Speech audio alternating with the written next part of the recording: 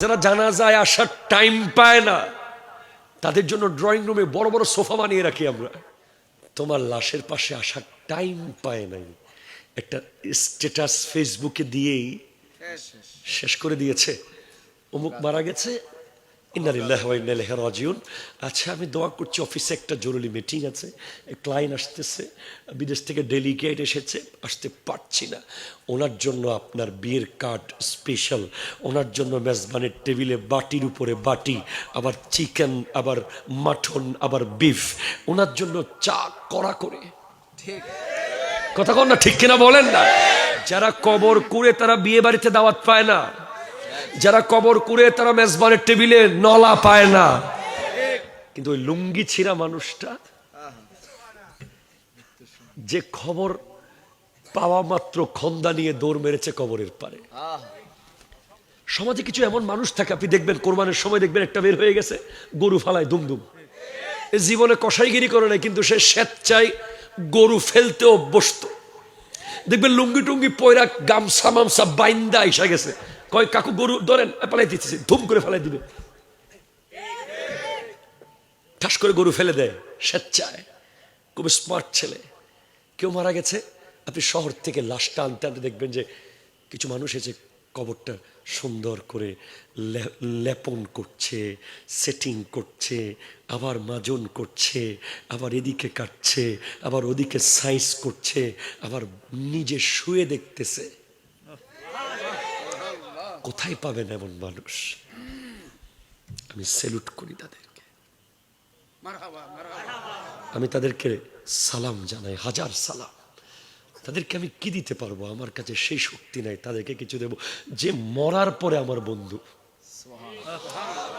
যে জীবিত অবস্থায় আমার বন্ধু, সেখানে বিন্দু পরিমাণ স্বার্থ থাকার সুযোগ থাকে, কিন্তু আমার লাশটা যখন জমিনে শুয়ে যায়, এরপরে যে আমার লাশের পাশে পাশে ঘুরে, যে আমার জন্য কবরটা করে, যে আমার জন্য বাঁশগুলো কাটে, যে আমার জন্য বেড়াগুলো বানায়, যে আমার কাফনের কাপড় কিনে আনে, যে আমাকে সাবান দিয়ে গোসল করায়, যে আমার কাফনটা বাঁধে, যে আমাকে খাটটা কোলে নিয়ে কাঁধে নিয়ে যায়, যে আমাকে আস্তে করে কবরে নামায়,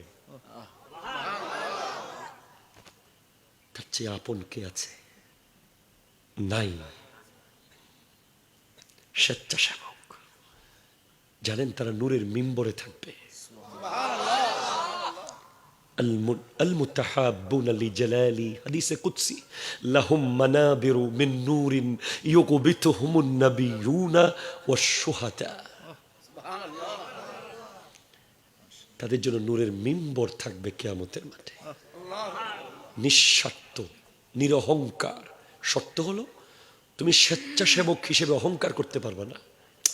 আমি অমুক কমিটির অমুক, এটা বলা যাবে না। আমি খাদেম, আমি সভাপতি, বলা যাবে না।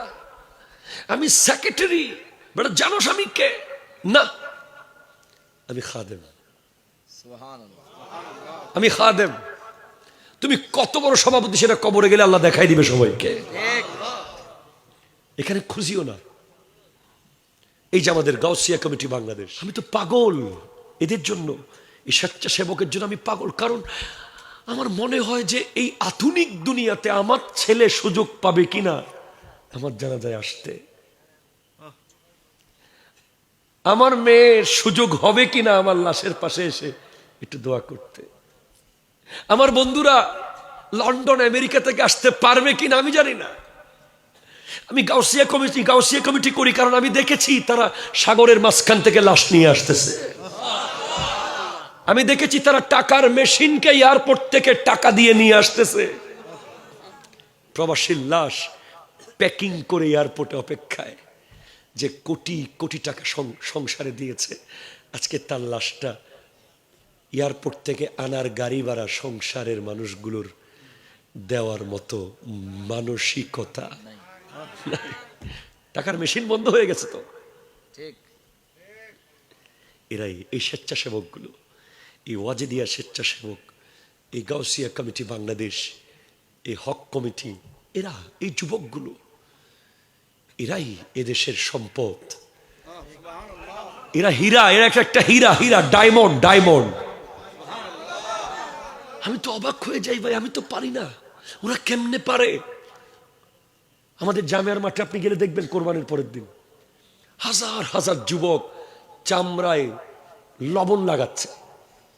যারা নিজের বাড়িতে এক কাপ চা বানায় না, তারা এক ট্রাক থেকে আরেক ট্রাকে ব্র্যান্ডের গেঞ্জি পরে পরে, দামি দামি জিন্স পরে পরে চামড়া এই ট্রাক থেকে এই ট্রাকে নিচ্ছে। আমি জিজ্ঞেস করছি কেন কেন? বলে হুজুর, আপনারা তো জামিয়ায় পড়েছেন, আপনারা তো কাদেরিয়ায় পড়েছেন, আপনারা তো তাহিরিয়ায় পড়েছেন, আমরা তো পড়তে পারি নাই। আমাদেরকে আল্লামা তৈয়ব শাহ কেবলা রহমতুল্লাহ আলাইহি গাউসিয়া কমিটি বাংলাদেশ দিয়েছে।